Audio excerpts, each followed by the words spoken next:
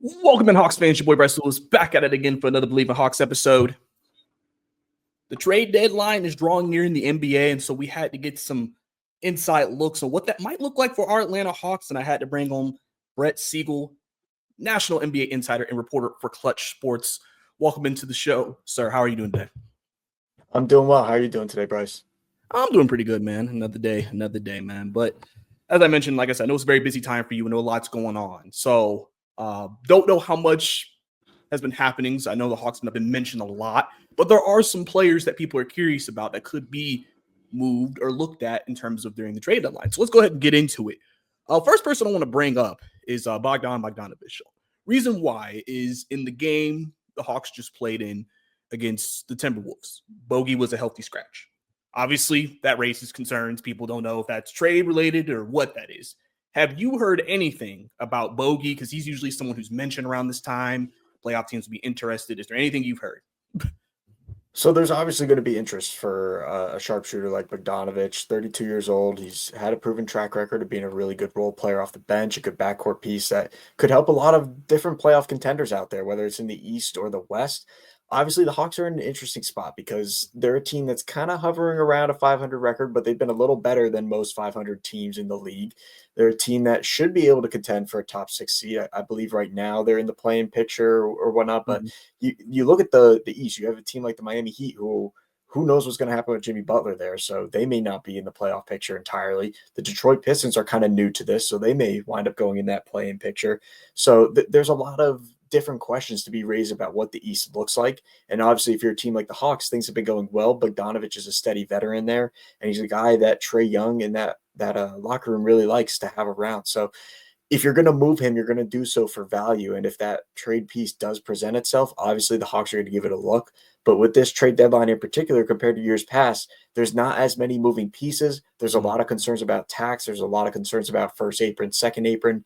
So if the Hawks are going to make a move, it's most likely going to be around the edges. I would expect them to make that big of a splash. But then again, we get trade news about De'Aaron Fox possibly being on the block. You have talk about multiple contenders possibly pursuing Jimmy Butler. So really anything's on the table up until those final 24 hours. And then that's when we get to see what's actually real. Yeah, definitely. And as you mentioned with the aprons and the different change in the CBA has impacted trades. And some people believe that will bring down the number of trades we usually get around the trade deadline. Another name that has been mentioned, and he's been mentioned for the last couple of years, and this year people think maybe this is the year it'll happen. Clint Capela. Expiring deal that provides value for teams that may need a center. How is it looking there? Okongwu just got into the starting lineup a few games ago. That could be another indication towards that. Are there teams that you think would be interested or could be calling the Hawks about Clint Capela? And do you think the Hawks are motivated to move him? Yeah, so we've been doing reporting on Clutch Points about Clint Capela dating back to the summer, even before that, back to last trade deadline about Clint Capela being available.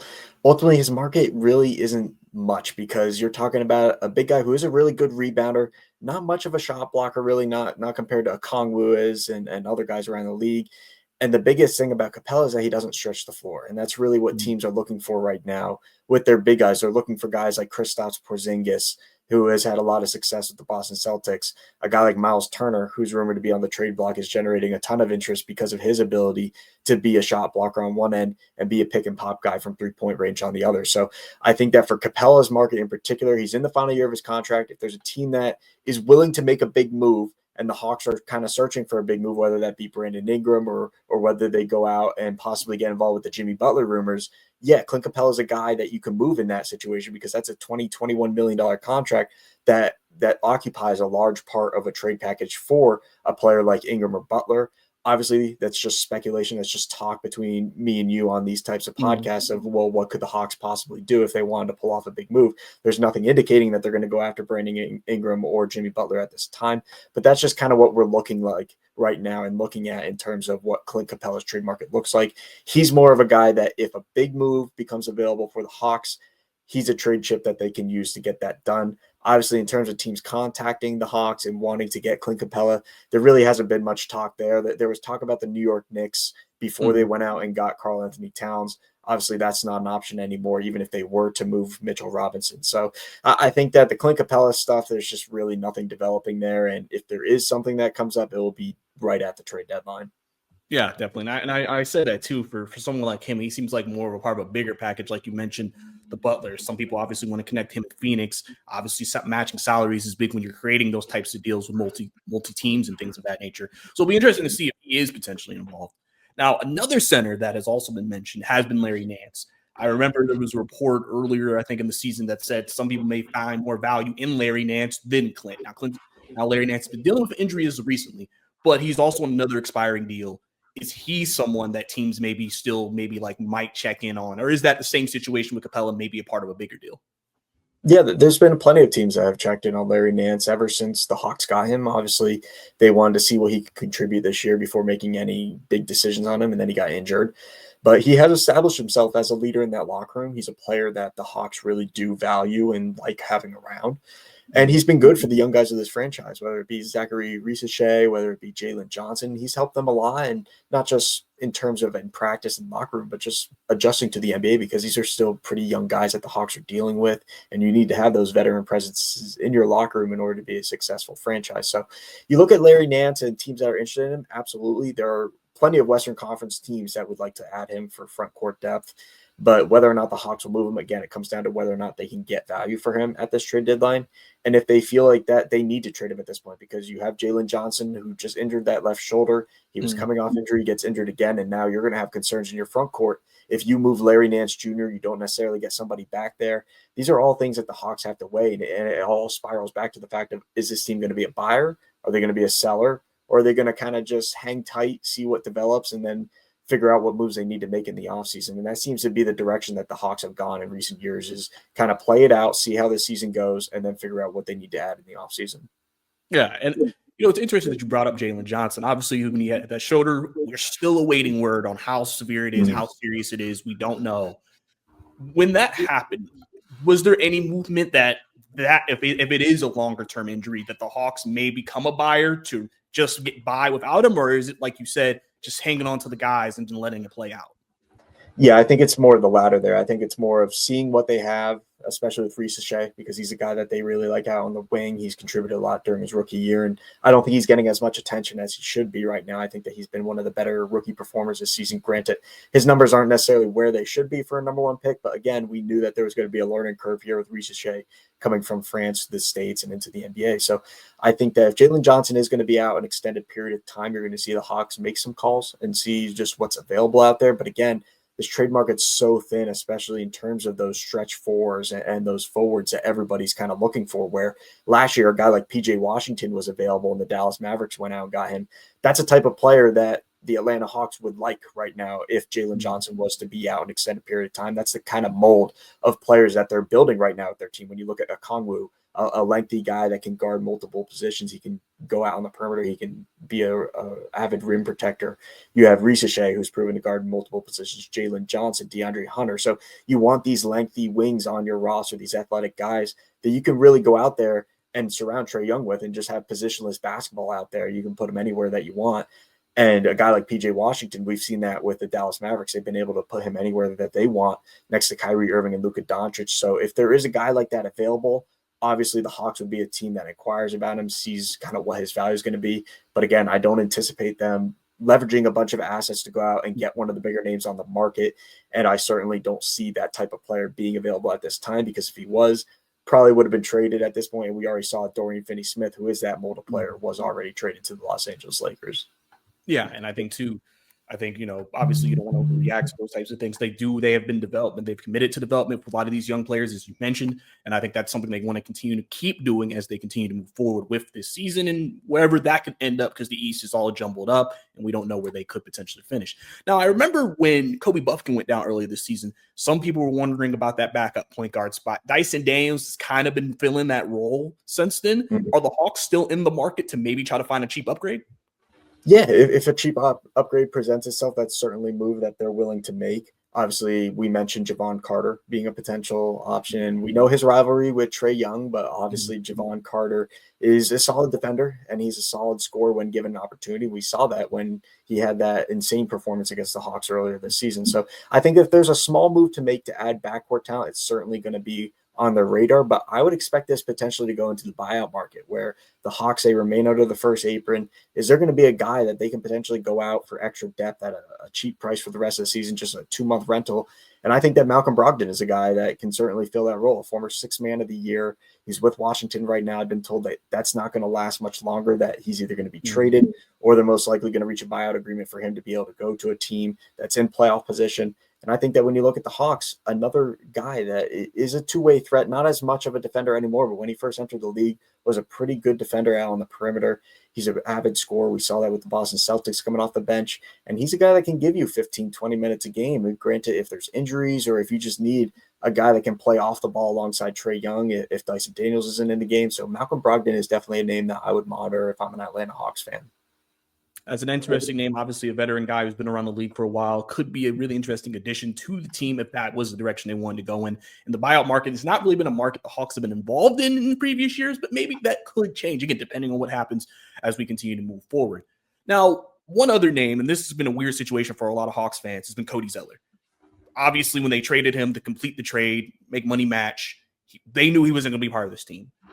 People have been, with the injuries the Hawks have been like, be nice to have that roster spot open. Do we see something coming to an end here? Is there maybe him being a part of a bigger trade, or is it just after the trade deadline he might just be waived?